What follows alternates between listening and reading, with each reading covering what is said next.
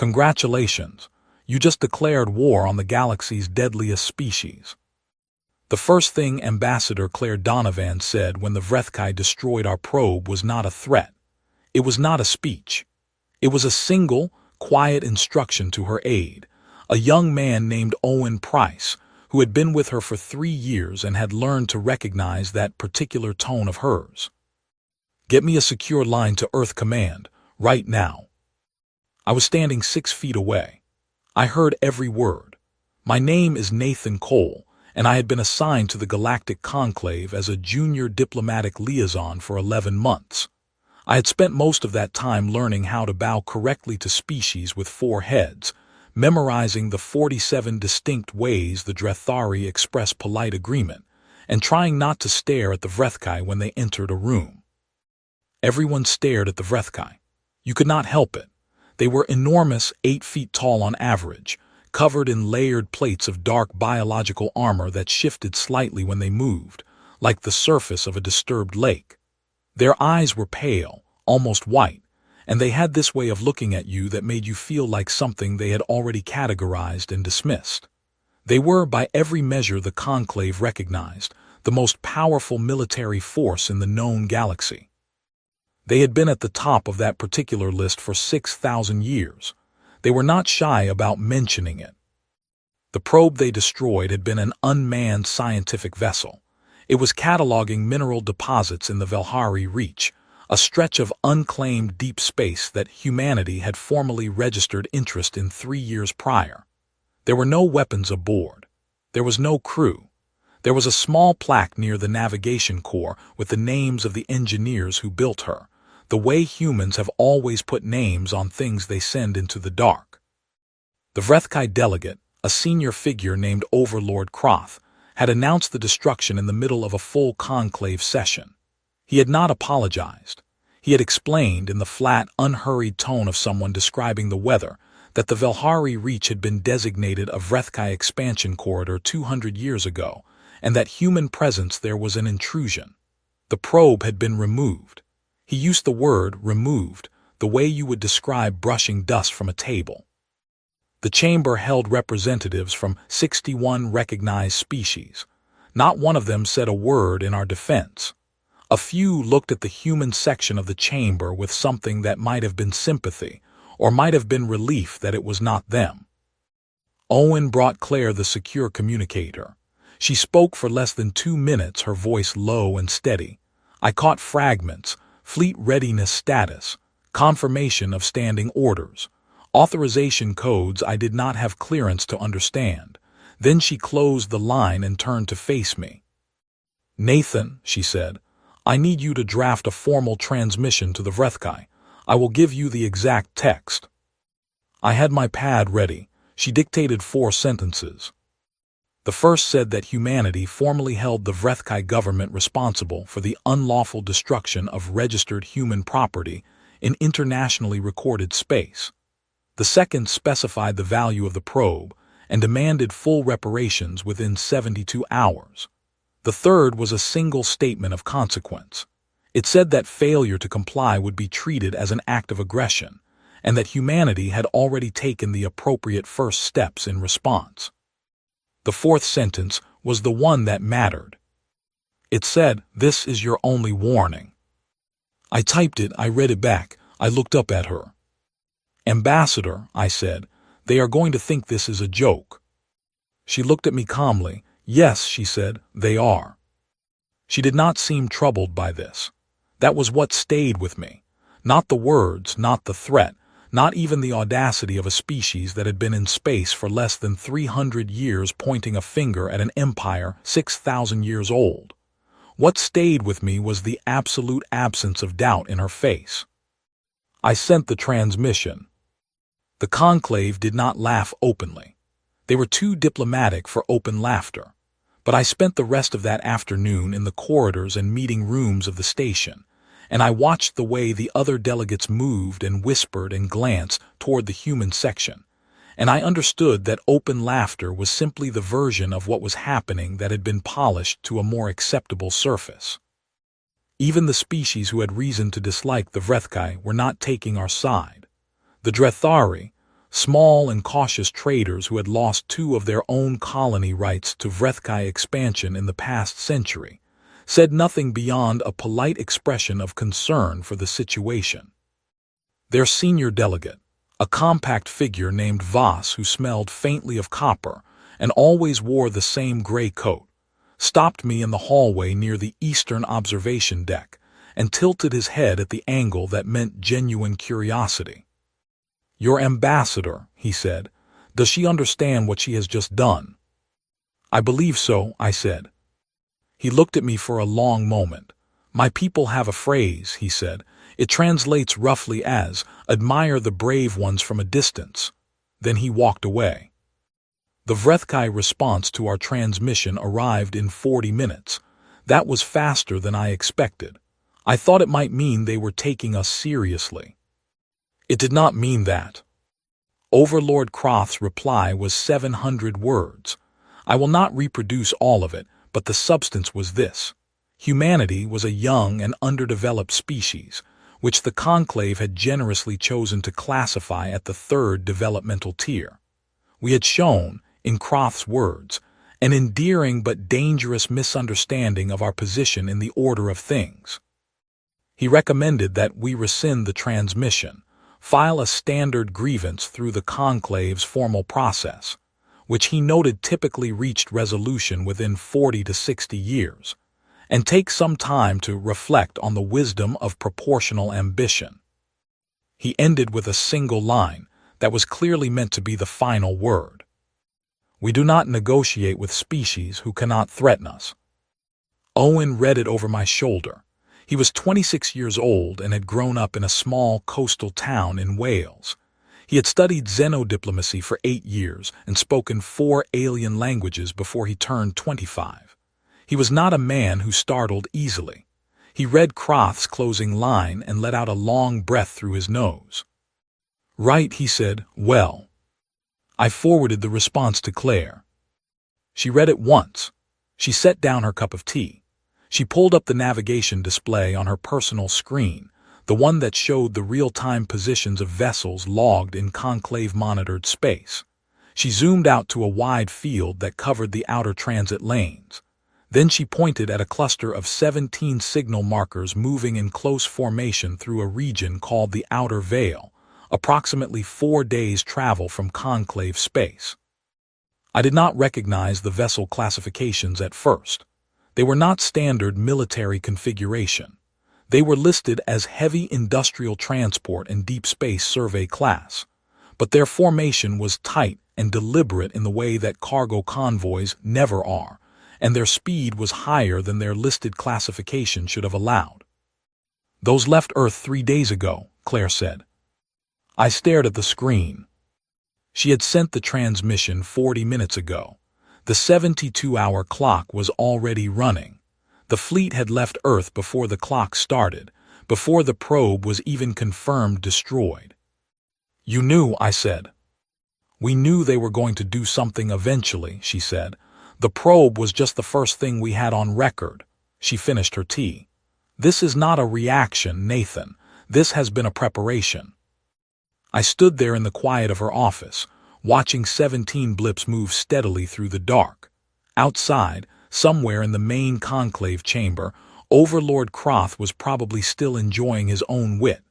60 other species were probably already forgetting that this had happened. Another small species had been put in its place. Everything was in order. The blips kept moving.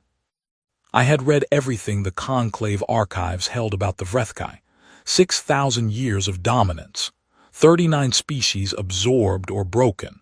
A military doctrine built on the simple logic of absolute superiority: hit first, hit completely, allow no recovery.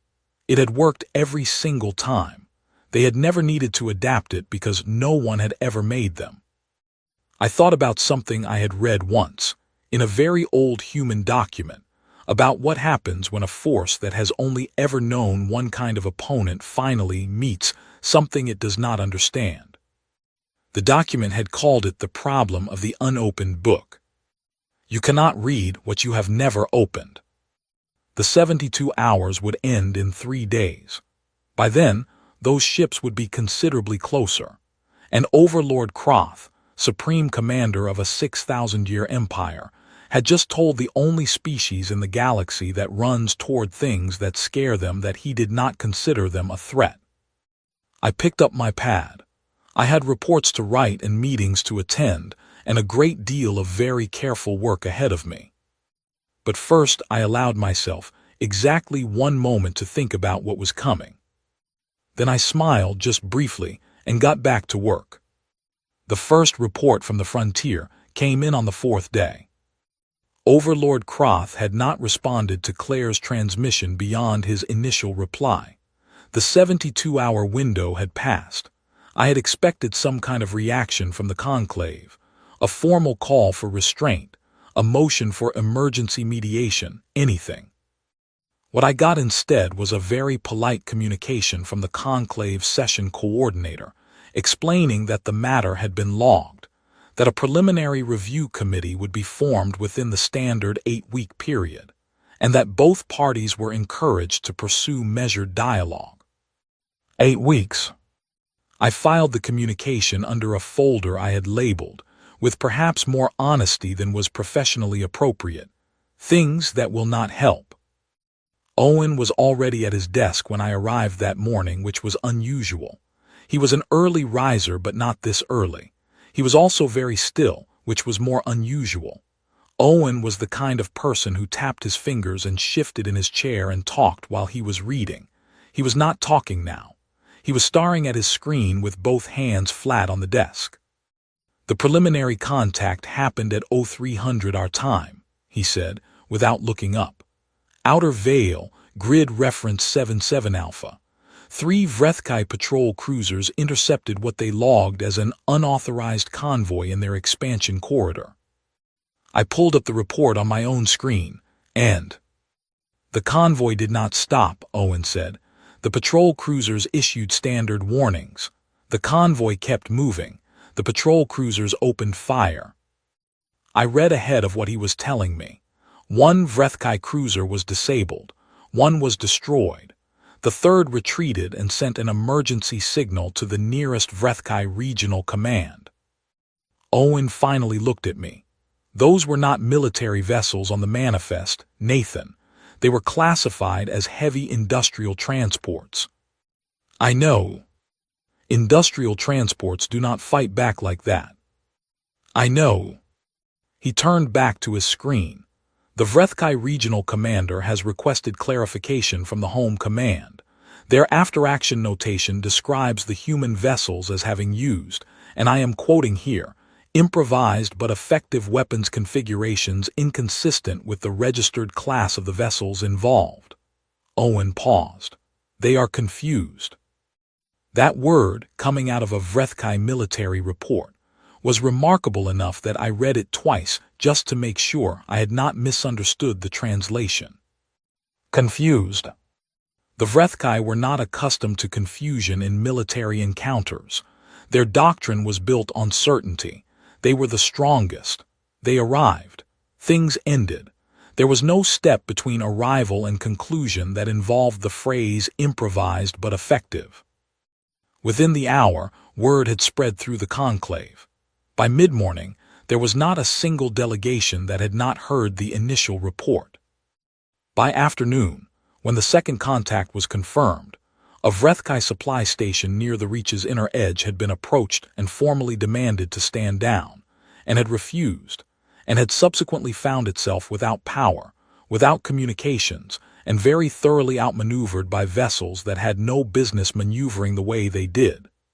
The mood in the conclave chambers had shifted from polite dismissal to something quieter and less easy to name. I walked those corridors carefully that day. I listened more than I spoke. I was good at that. It was most of what the job required. What I heard surprised me, not because it was hostile, it was not.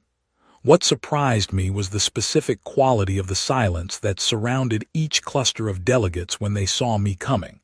It was not the silence of people waiting for a disaster. It was the silence of people who had been waiting for something for a very long time and were not quite sure yet whether this was it. The Vrethkai called an emergency session. They did not ask. They announced it, which was their standard mode of interaction with any institution they technically belonged to but considered beneath them.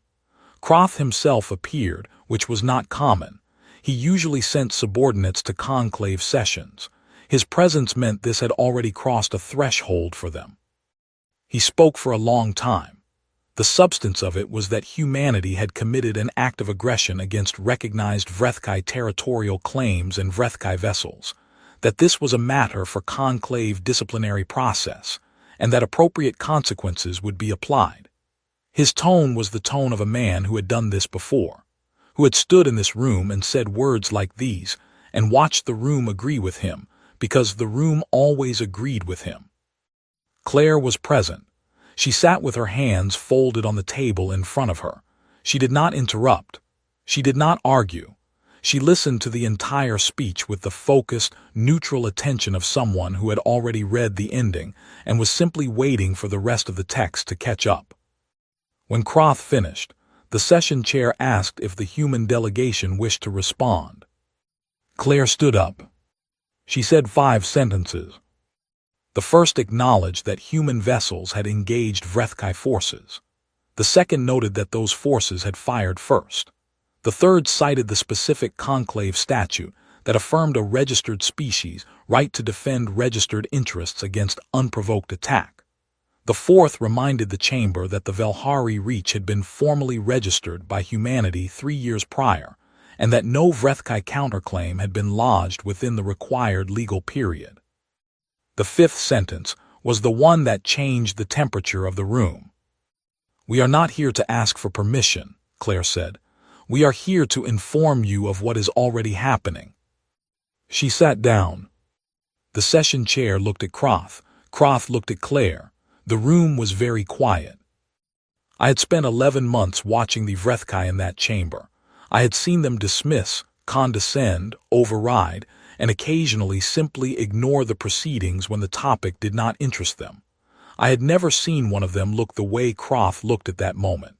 It was not anger, exactly. Anger I had seen from them plenty of times. It was something more specific.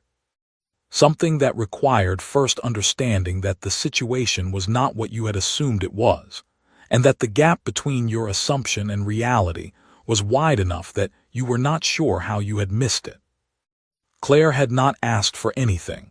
She had not appealed. She had not petitioned. She had simply reported a fact. And the fact was that 17 ships had become 40, and 40 had become more, and they were not stopping, and they were not waiting, and they were not afraid. I know what fear looks like across 61 species. It does not always look the same. Some species freeze. Some become very loud. Some retreat into procedural language and committees and formal reviews, because process is the thing they reach for when reality becomes uncomfortable. But there is one thing that is almost universal. When something that has always been safe to ignore becomes something that cannot be ignored, there is a moment, brief, unmistakable, when the eyes change. I saw it in Croth's eyes that afternoon. He recovered quickly. He was experienced and disciplined, and had survived 6,000 years of dominance by being very good at projecting certainty. He recovered and he spoke again, this time more sharply, and the session continued, and motions were filed and language was debated, and all the machinery of interstellar diplomacy kept turning. But I had seen the moment, and I knew, in the way you know things before you can prove them, that he had seen something in Claire that scared him, and that what scared him was not her words. It was the complete absence of anything in her that wanted his approval. The Vrethkai had built their empire on a simple truth. Every other species wanted something from them: recognition, safety, trade access, permission to exist without fear. Every negotiation, every confrontation, every relationship the Vrethkai had ever had was shaped by that truth. You could not threaten someone who had nothing to lose, but you also could not intimidate someone who did not want what you were withholding. We had not come to the conclave for their protection. We had not come looking for recognition. We had come because it was the right place to put what we had to say on the record. and we did not actually need them to agree. That night I sat in the small observation room near the eastern end of the station, the one with the long window that looked out at open space, and I thought about a thing that most species never have to think about because their history does not make it necessary.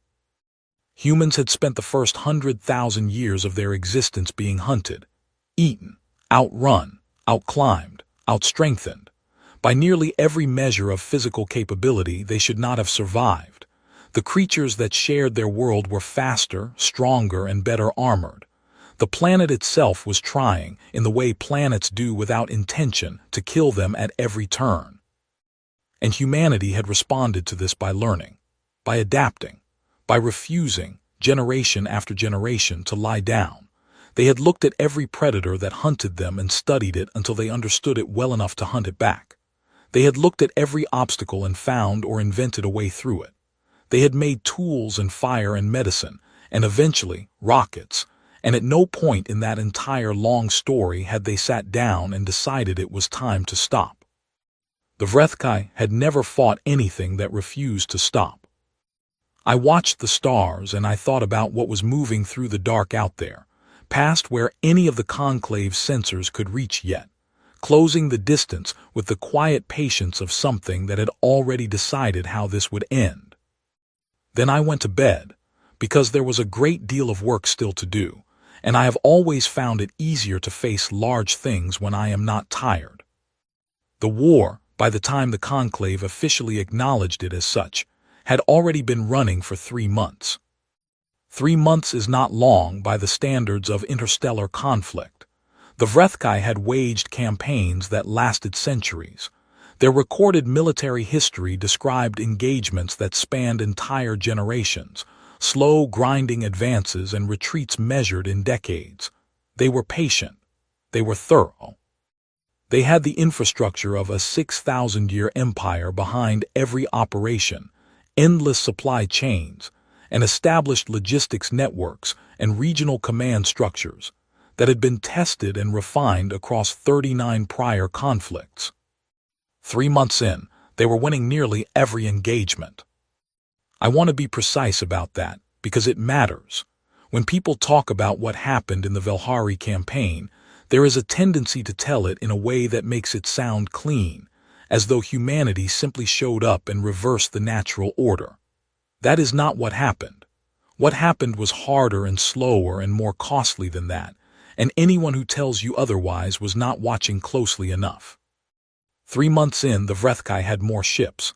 They had better shields. Their weapons had longer effective range and higher yield.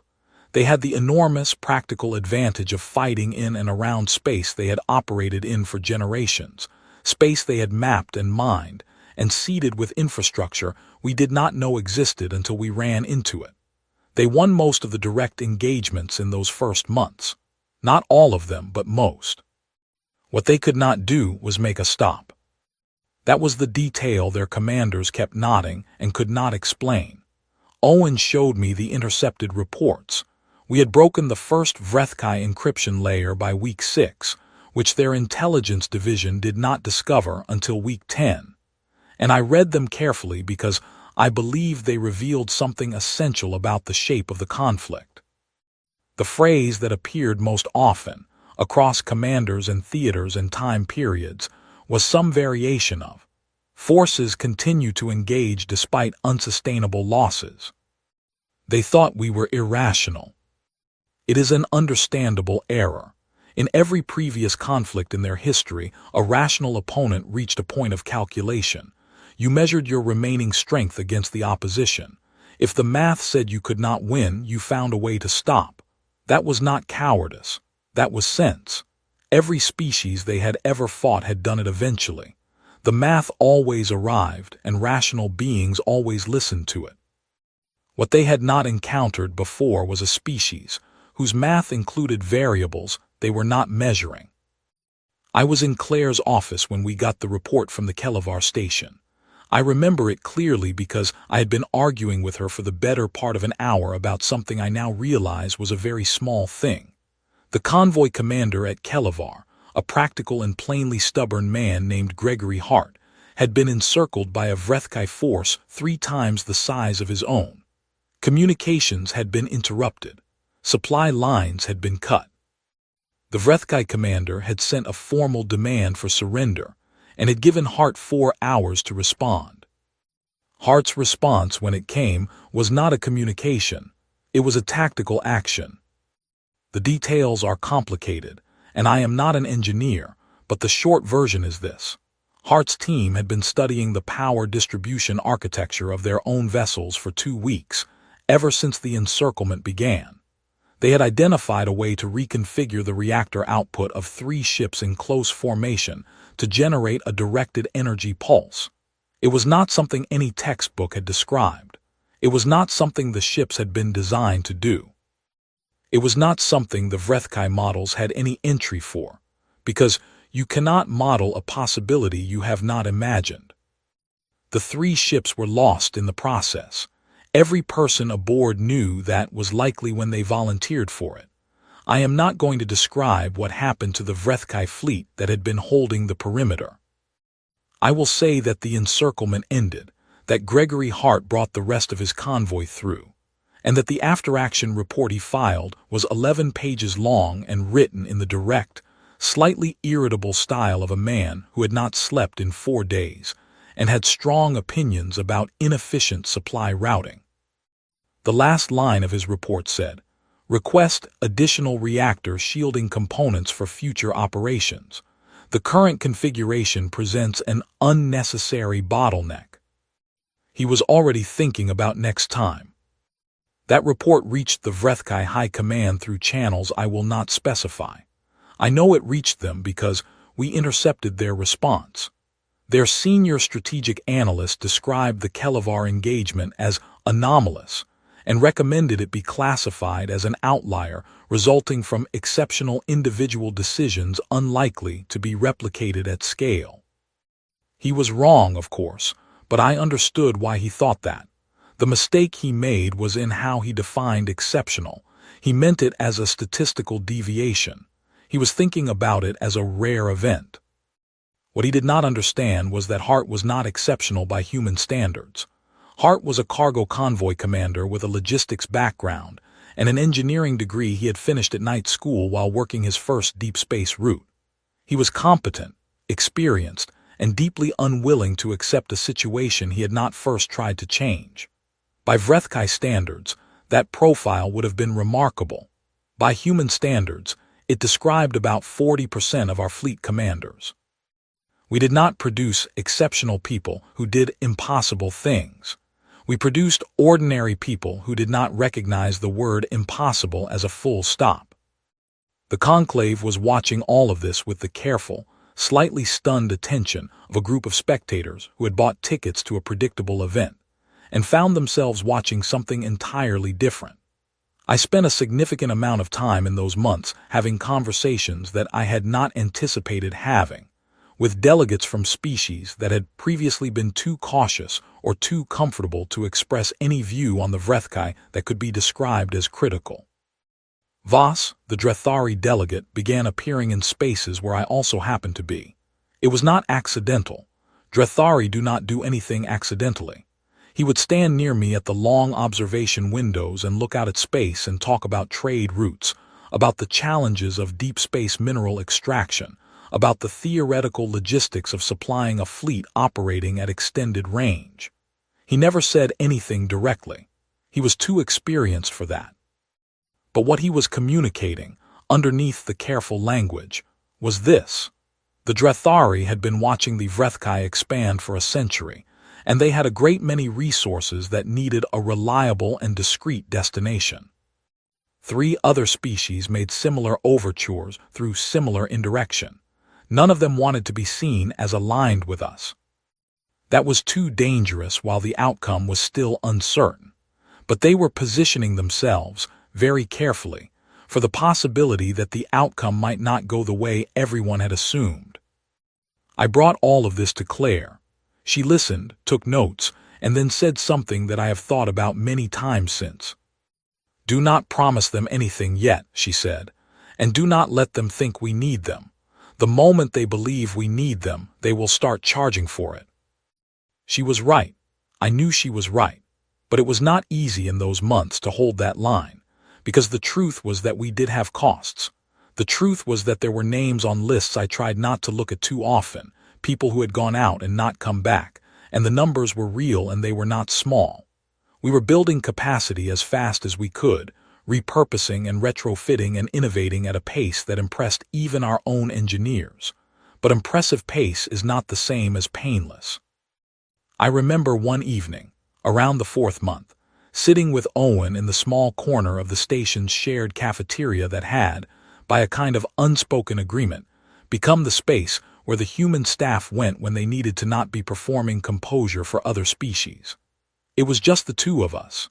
He had a cup of something the station's food system called coffee, which resembled coffee in the way that a photograph of fire resembles warmth. "My brother is out there," he said, not looking at me. I did not know what to say to that. I said nothing. Sometimes that is the right answer. He drank the not coffee. "He is fine," Owen added, with the specific confidence of someone who needs to believe something and is choosing, deliberately, to believe it. I nodded. We sat quietly for a while. "The HFY Psychic Division broadcast another fear signal last week," Owen said eventually.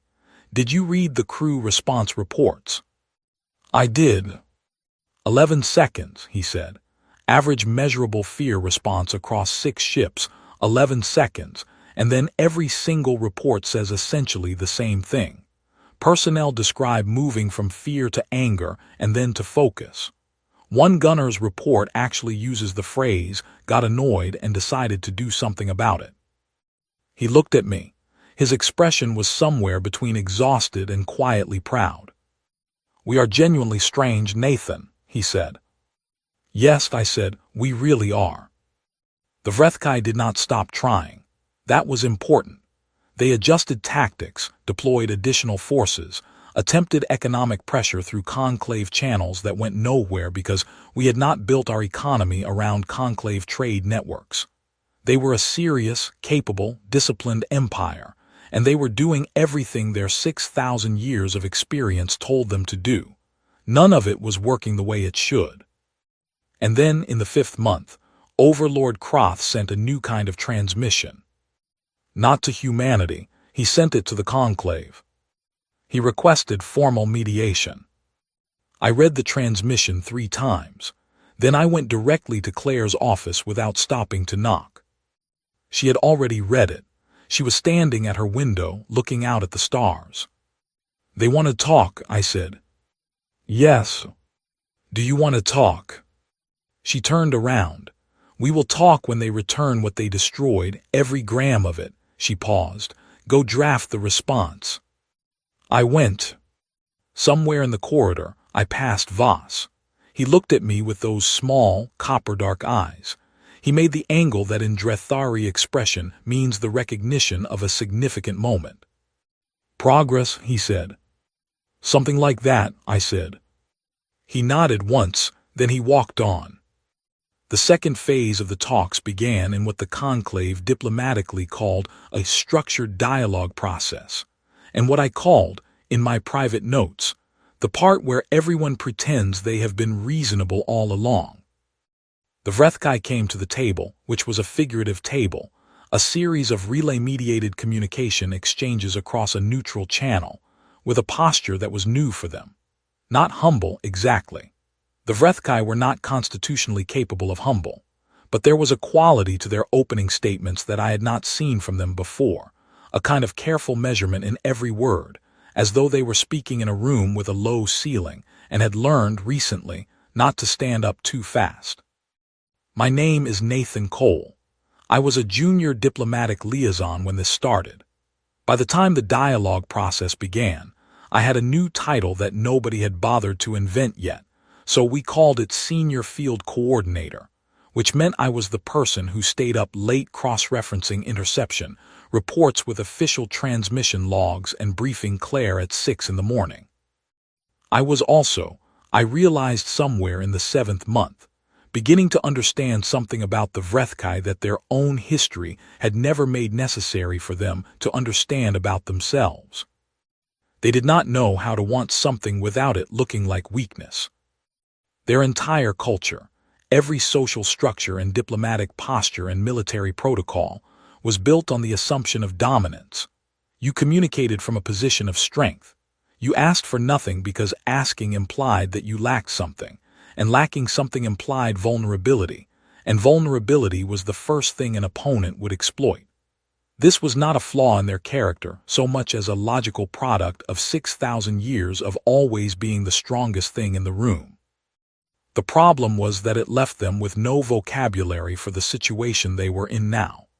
They could not simply say what they wanted, because saying it directly would mean acknowledging that they wanted it, and wanting it meant not having it, and not having it meant the situation had changed from what it was supposed to be.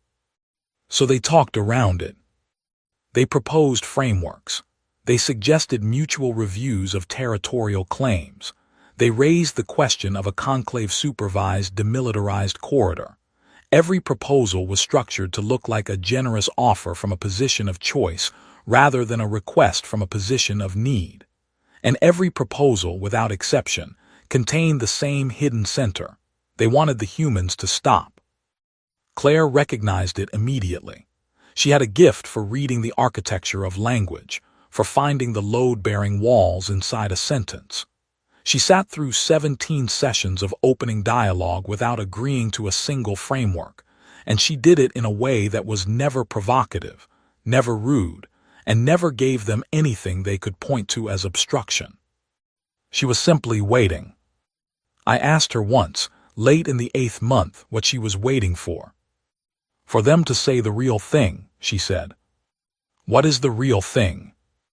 That they are afraid, she said, not of us specifically, of what we represent, of the fact that we exist and we are not stopping and they do not have an answer for that.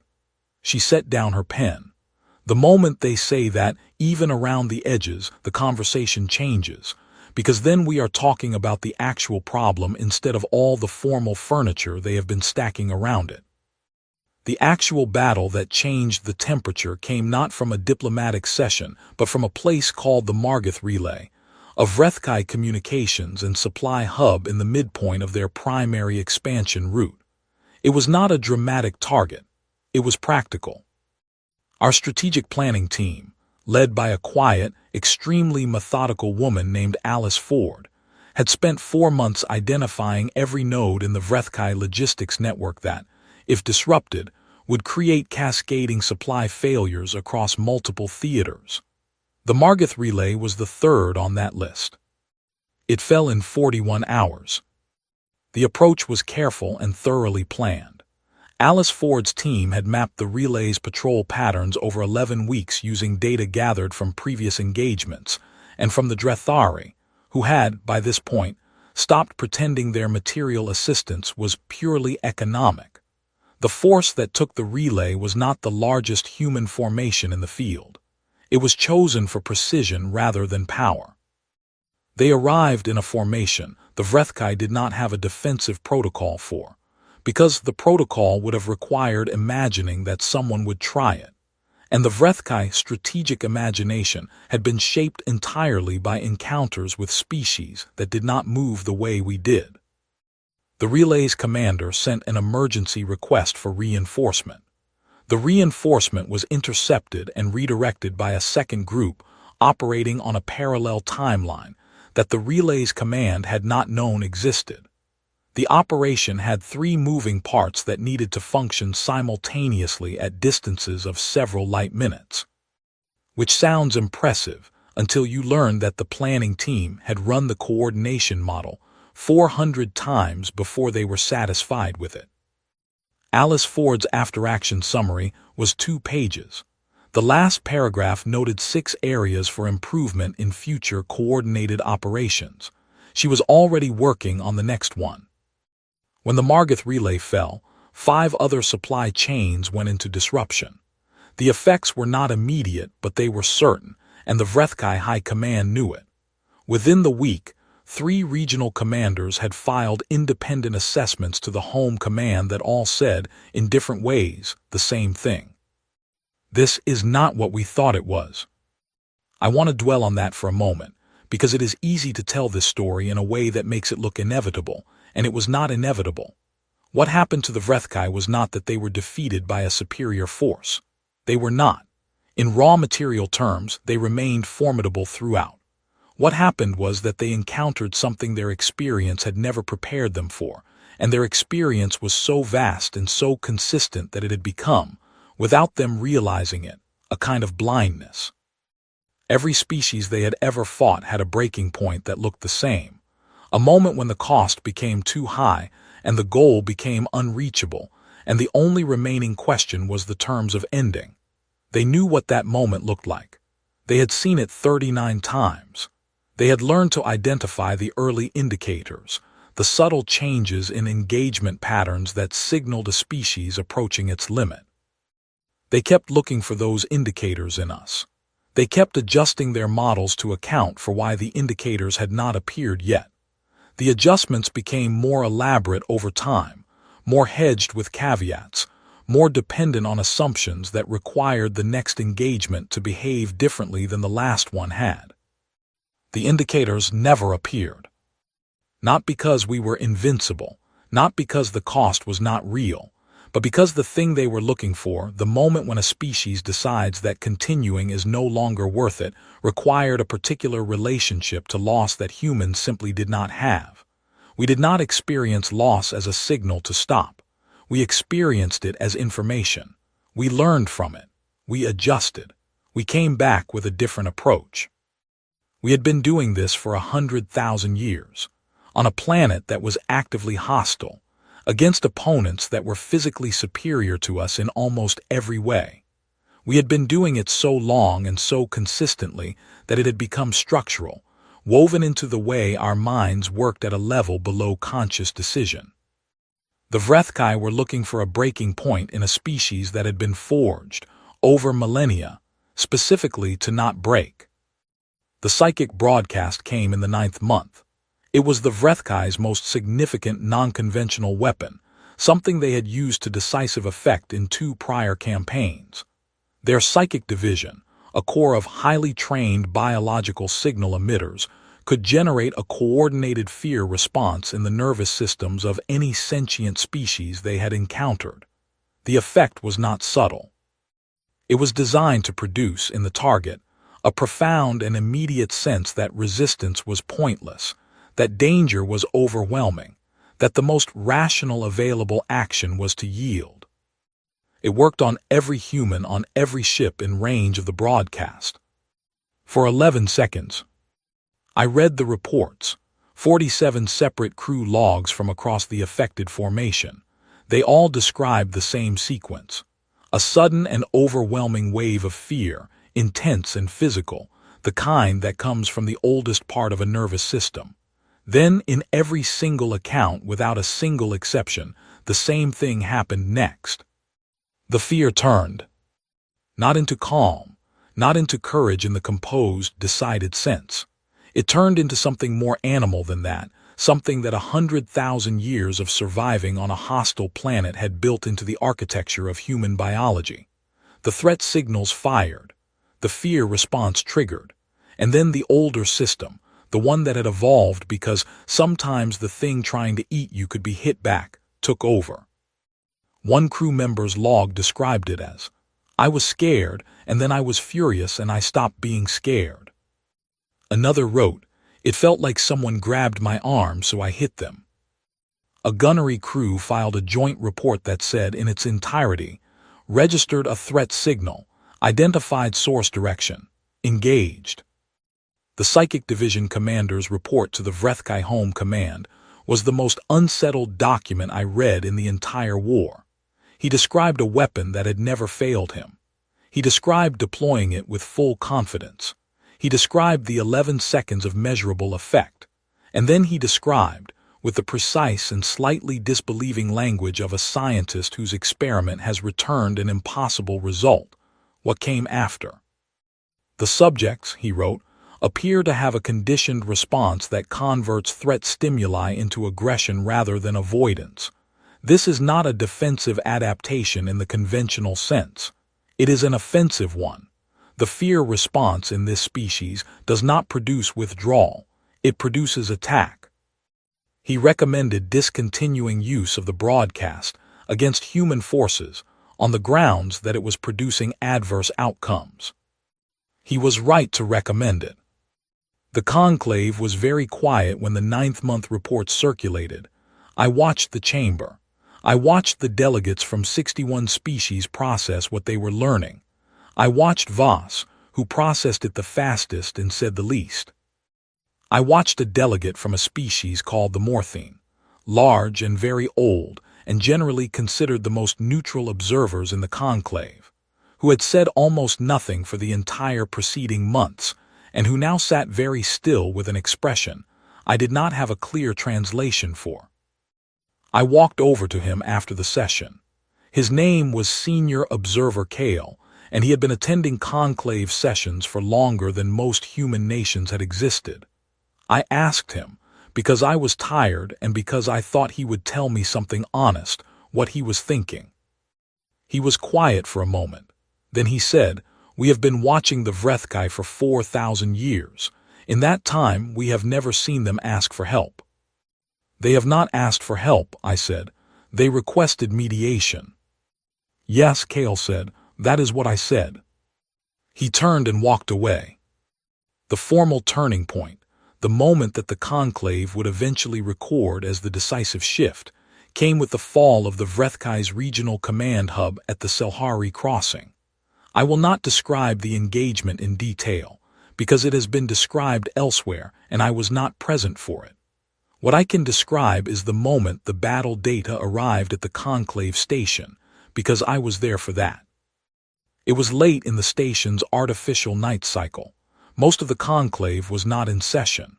Owen and I were in the communication suite, tracking the relay reports as they came in. The engagement at Selhari had been projected to last several days. It lasted 11 hours. When the final status report came through, Owen read it once. Then he read it again. Then he turned to me with an expression that I will remember for the rest of my life. Not joy exactly, not triumph. Something quieter and more complicated than either. "The hub is ours," he said. "The Vrethkai fleet is in full retreat." Full retreat. 6,000 years, 39 conflicts, 0 prior retreats recorded in full disorder. We sat there for a moment. The communication suite hummed around us. Space was outside the window, silent and enormous. "Right," Owen said at last. "I suppose we had better tell Claire." The peace was not a clean thing. I want to say that clearly before anything else. The negotiations that followed the fall of Selhari were long and detailed and frequently exhausting, and the document that came out of them was not a simple victory statement. It was a complicated, carefully worded agreement with provisions and timelines and review clauses and a verification protocol that the conclave's legal division took 6 weeks to format properly. I was in almost every session. My name is Nathan Cole. I am not a hero of this story. I am the person who took notes, drafted language, caught contradictions in proposed clauses at 2 in the morning, and occasionally reminded very senior people on both sides that certain things had already been agreed 3 sessions ago and did not need to be re-argued. I want to tell you about the end honestly, not the way it gets told when it is already in the past and has already become something clean and symbolic, the way it actually was. Claire Donovan sat across from the Vrethkai delegation for 31 sessions over the course of 3 months. The lead Vrethkai negotiator was not Kroth. Kroth was gone from the public record by the 2nd month of talks, replaced by a senior diplomat named First Voice Seville, who was, I noted immediately, fundamentally different in her approach. She did not posture. She did not use the language of dominance that had characterized every prior Vrethkai interaction I had witnessed. She was direct and precise and occasionally, in the careful way of someone who had been given a new and difficult assignment and intended to do it properly, even willing to say when a proposal was fair. It took 8 sessions before I understood why Claire had waited for this. Seville was the internal signal that the Vrethkai Home Command had accepted the reality of the situation. You do not send a diplomat who speaks plainly when you are still trying to perform superiority. You send that diplomat when you need to actually reach an agreement.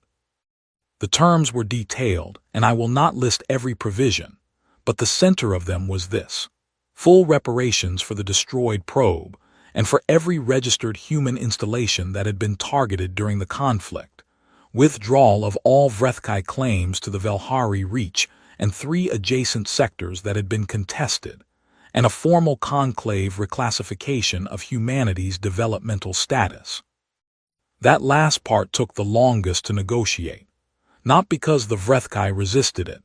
They were, by that point, genuinely prepared to concede, but because the conclave's classification system had not been designed with any expectation that a species would need to be placed somewhere entirely outside the existing categories.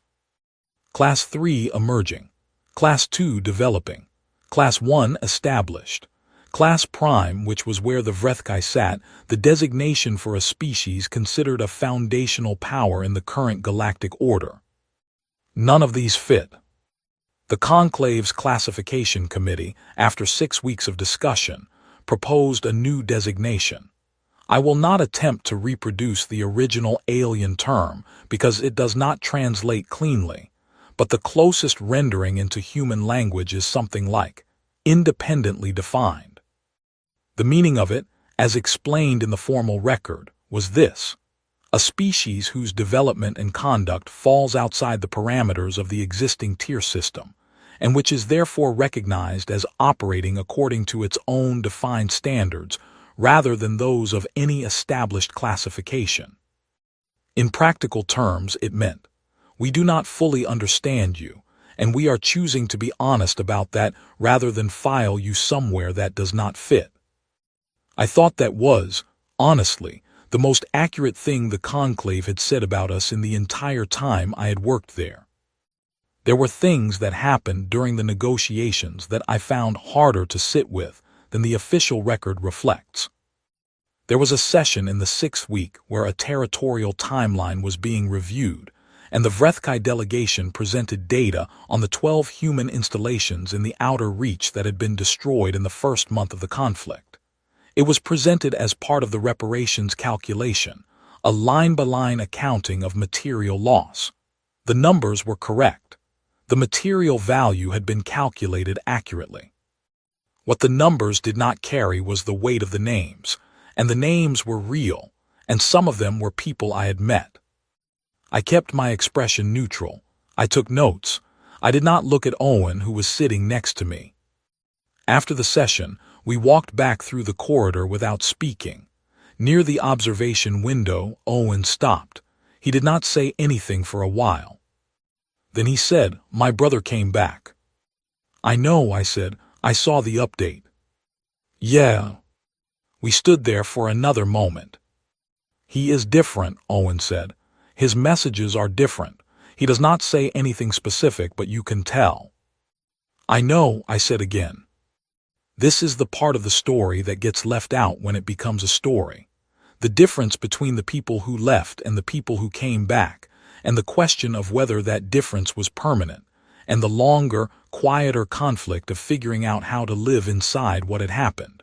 I am not equipped to resolve that question in these pages. I do not think it can be resolved quickly. I think it is the kind of thing that takes a very long time and a great deal of patience from everyone involved, and I think humans are, on the whole, capable of that patience because we have had to be before. The Vrethkai signed the final agreement on a day that was, on the station's calendar, an unremarkable Tuesday. The ceremony was formal and brief. Claire signed for humanity. Seville signed for the Vrethkai Empire. The conclave session chair recorded the agreement in the formal register. There were no celebrations in the chamber itself. It was not that kind of moment. Afterward, in the long corridor outside the main chamber, a young Vrethkai diplomat approached me. He was younger than most of the delegation, which meant he had not been part of the original aggression. He was a generation removed from all of it, assigned to this role because the Empire needed people who could work in the new context it found itself in. His name, rendered into something I could pronounce, was something like Ren. I will call him that. He stopped me politely.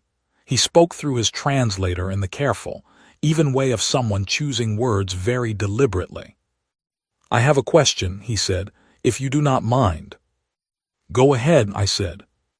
"How did you know you would win?" I thought about that honestly. I thought about the 17 blips on Claire's screen, 3 days before the warning was even sent. I thought about Gregory Hart filing improvement requests from the middle of an engagement that should have ended him. I thought about Alice Ford running her model 400 times. I thought about 11 seconds and what came after 11 seconds. I thought about Owen's brother and the messages that were different now and the weight of names in a reparations document. "We did not know," I said. "Not at the start, not in the middle either, honestly." Ren looked at me steadily. "Then why did you continue?" "Because knowing you will win is not the same as being willing to keep going," I said. "We knew we were going to keep going. That was the only thing we knew for certain." He considered that for a long moment. Then he nodded once and walked away. I watched him go, and I thought he was going to need to think about that for a while, and that thinking about it would probably teach him something useful. 3 days after the agreement was signed, a new colony ship departed from Earth. I saw the launch report come through on Owen's screen while we were working through the post-agreement documentation that needed to be filed with the Conclave Registry. He turned the screen so I could see it. It was a big ship, larger than anything we had sent out before, built during the conflict and finished after it, designed for extended range and carrying everything needed to establish a full settlement at its destination. 4,200 people aboard. Their destination was a system well past the Velhari reach, past the sectors we had just finished negotiating for, into space that no registered species had mapped yet. I looked at the manifest. The crew was a cross-section of practically everything: engineers, doctors, teachers, farmers, builders, scientists, and people who had simply decided that they wanted to go further than anyone had gone before and were willing to do the work of getting there. The average age was 31. A significant portion of them had been born after humanity first made contact with the Conclave. They had grown up knowing that the galaxy was full. They were going anyway. The launch report included a brief pilot's log from the ship's commander, a woman named Laura Shaw, who had spent 12 years on deep space routes and who described the moment of departure in 3 sentences. She said the engines were running clean. She said the course was set. She said the crew were in good spirits and ready for what was ahead. That was all. No speech, no declaration, just a statement of readiness and a heading. I thought about the conclave chamber and the way it had looked when this all started. The 61 delegations who had watched with polite amusement as a small, young species tried to tell the most powerful empire in the galaxy that there would be consequences. The silence that followed the first engagement reports. The look in Kroth's eyes when he understood, perhaps for the first time in his career, that he was talking to something he did not have a framework for. I thought about what we had cost ourselves to get here, and about the fact that even now, even with the ink barely dry on the agreement, there were already new questions. A power vacuum in the outer sectors. Species that had been waiting to see which way the wind blew and were now beginning to reposition. A galaxy that had been organized around one kind of order for 6,000 years and was going to have to figure out what it was organized around now. None of that was solved. None of it was simple. The agreement was not an ending. It was, if anything, a beginning of a longer and more complicated chapter. And 4,200 people were heading toward unmapped space, and their commander had filed 3 sentences, and every one of those sentences said, "We know there is work ahead, and we are ready for it." Senior Observer Kale found me on the observation deck that evening. He moved slowly and deliberately, the way the Morthine always do, and he stood beside me at the window for a while before he spoke. "Your species," he said, has been in formal contact with the conclave for less than 300 years. Yes, I said. And in that time, he said, you have done what no species has done in 4,000 years of this institution's operation. We got lucky, I said. He made a sound that I believe was the morphine equivalent of a quiet laugh. No, he said. Luck is when circumstances align in your favor despite the odds. What you did was different. You changed what the odds were measuring. He was quiet for a moment. We have been waiting for someone to do that for a very long time. I did not know what to say to that. I looked at the stars. What happens now? I asked. Now, Cale said, the galaxy has to decide what kind of place it wants to be, with you in it and not going away. He paused. That will be a longer conversation. We are good at long conversations, I said. No, he said with quiet precision. You are good at not stopping before the conversation is finished. That is not the same thing, but it is, I think, the more important quality. He left. I stayed at the window for a while. The ship carrying 4,200 people was already out of sensor range. It was moving steadily toward space that had no name yet, toward systems that had never been visited, toward everything that was still unknown and waiting. There is a thing that humans do that I have never been able to fully explain to any of the 61 species I have worked with in my time at the Conclave. It is not aggression, exactly. It is not ambition, exactly. It does not have a single clean word. It is the specific feeling of looking at something vast and uncertain and unknown, and instead of calculating whether to approach it, simply wanting to know what is in it. Not needing to, not being required to, wanting to. Every frontier we have ever had, we have walked toward it, not because we knew what was on the other side, not because we were confident we would be safe, because the question of what was there was to